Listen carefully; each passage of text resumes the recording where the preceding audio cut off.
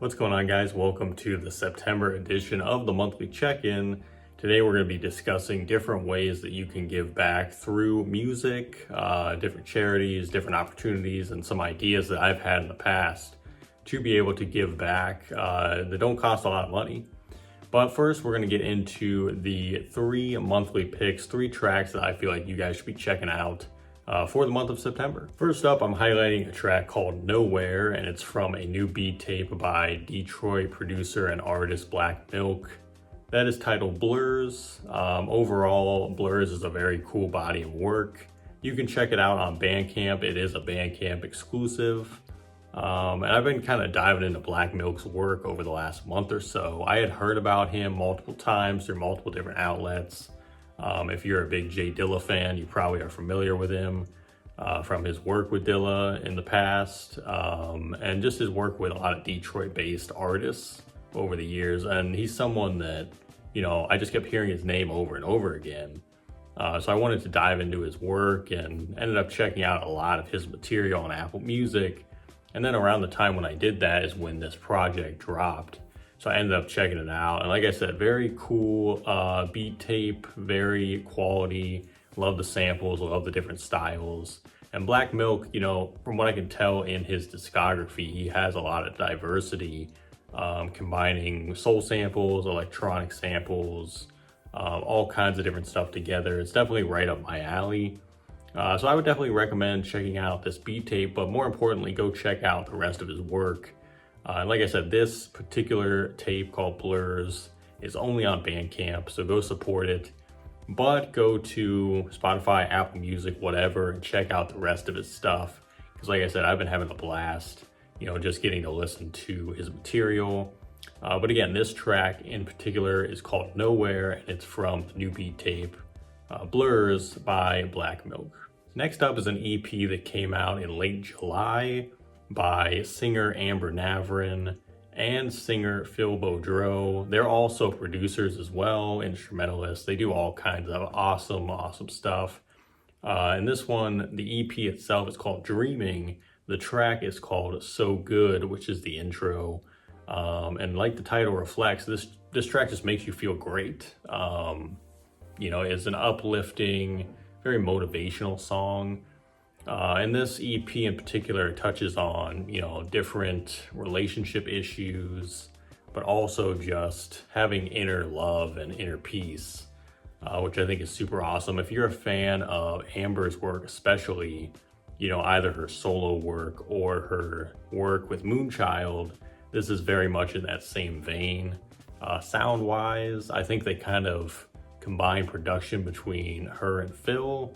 So there's, her classic woodwind playing going on. She does the majority of the vocals, but Phil kind of does, some background vocals, and he did the outro on the track Miss Me, I believe. So it's a great combination of their sounds. They did a album called Cat Pack with another musician last year that I forget his name, so I apologize for forgetting his name. Definitely check that out too. That was much more of a upbeat, more of a pop style. I feel like this particular EP focuses more on the neo soul and the R&B side of things, and very much slows it down a bit.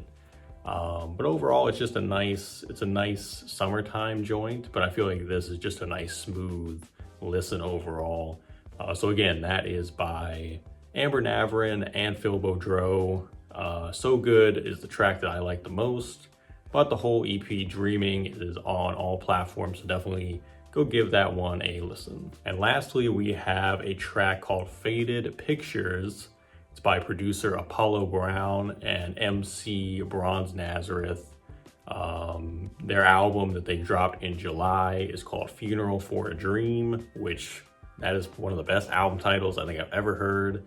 And this album, overall, to me, it's definitely an album of the year candidate. It'll probably end up making my list at the end of the year for hip hop album, especially.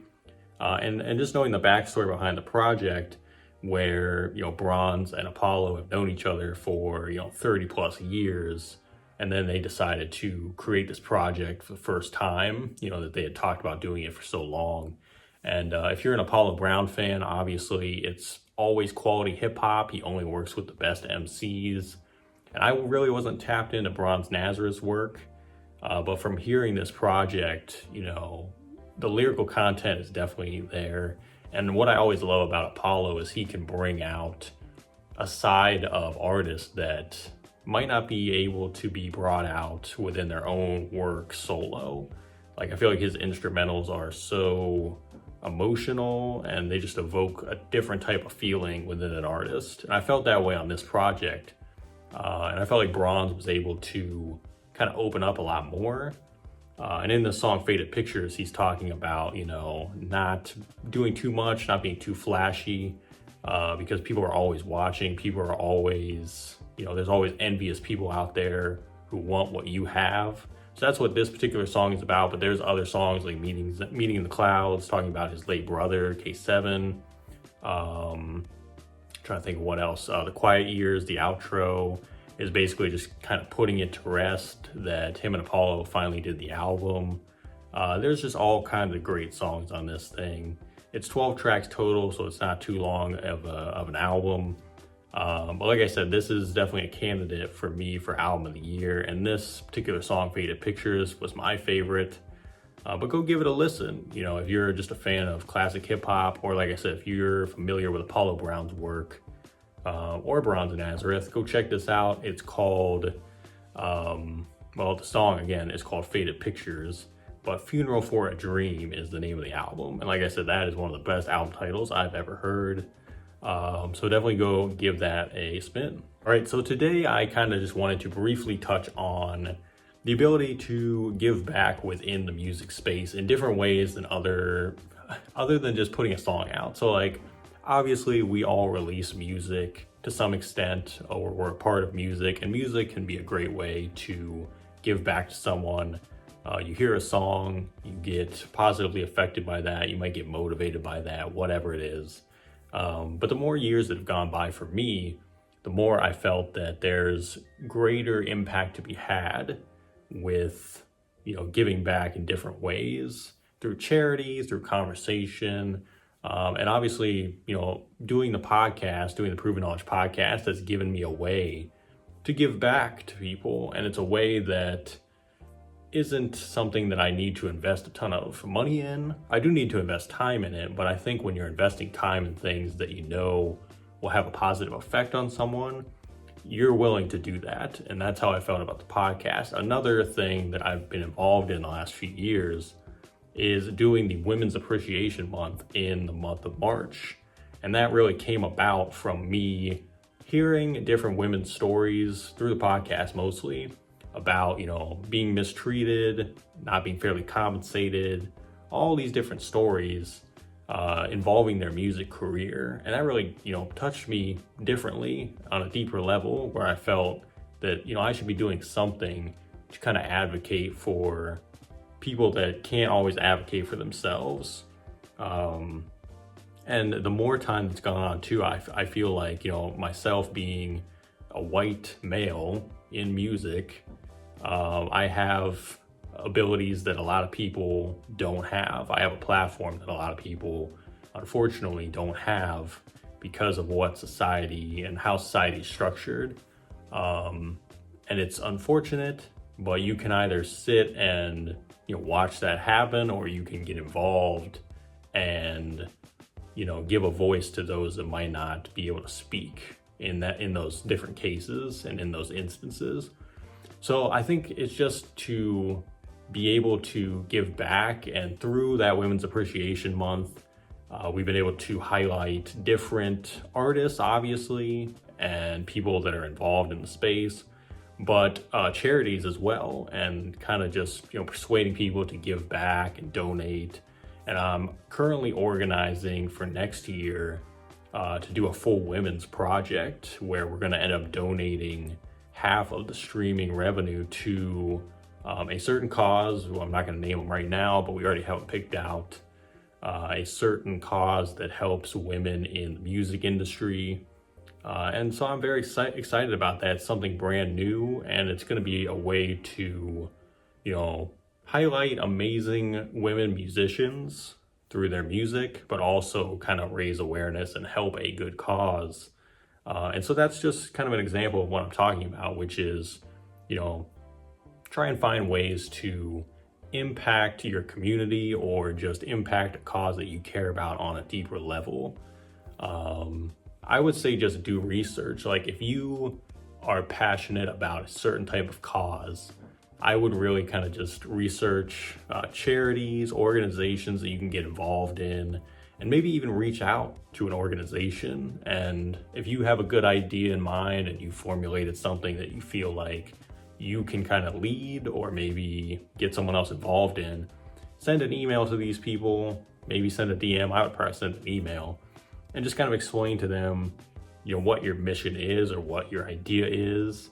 And 9 times out of 10, they're going to be receiving that pretty well and hopefully get involved in some type of way. And there's other people that I know that have done similar things, especially with the projects, people that do, they'll team up with a charity and they'll say like, hey, we're going to put this album out with all these different artists on it. And we're going to give you guys 100% of the Bandcamp sales. So like we're going to put it on Bandcamp so that way we make a little bit more revenue, and we're going to donate all this money to this cause. And it honestly gives, artists and consumers another great reason to get involved too. So you have to keep that in mind. But I guess just from, being able to do it, and I want to do it more often, it's not something that I'm going to say I do all the time. But it's just something I've thought about more and more as I've gotten older, and that I want to just help more people as much as I can. I think it's something to keep in mind that it gives you the ability to look outside of yourself, which is a huge thing. So I just wanted to share that today, and if you guys have ever had experience with this in any type of way, let me know in the comments. Have you set up anything where you're directly working with any organization or any good cause? And if you have any ideas, for me of like, if you think you could team up with me to get involved in something, let me know that as well, because I'm always listening. I'm always, looking for new ideas and ways to help out. But I figured I'd share that with you guys today. Thought that was very important, something I've been thinking about a lot lately. So yeah, I think it's just important to be able to do that and give back to those that need our help the most. And that's really what we do music for at the end of the day. But it's just something to get involved on a deeper level, which I think is super, super awesome. Couple updates before we get out of here. My upcoming album, instrumental album called Leaves and Soil, is coming out next month on Even. Very excited for it, but before that, we got one more single. It's called Embrace, coming out later this month. I don't know the exact date, but definitely check out the description of this video. I'll have the pre-save link for it, all that good stuff. And thank you guys for supporting Immunity and Nostalgic Experience, the first 2 singles from the project. And like I said, next month, the project will be available on Even. The exact date for that, I know, is October 24th for early listening. And I'm gonna have an art piece kind of paired with that. So be on the lookout for more information on that. But again, the final single, Embrace, is dropping later this month, end of September. Don't know the exact date, but check out that description link and you'll see the date probably in the pre-save page. So yeah, I said a couple different things, but I think that was it actually. There's really not much else coming up. Obviously more announcements coming very soon. Like I said, some different and cool things are in the works. Already planning a lot for 2026. We're not quite there yet. We got a good amount of this year left to go. But as always, thank you guys for watching today. Stay safe, stay positive, all that good stuff. And we'll see you next month in October for another edition of the Monthly Check-In. Just take care, guys.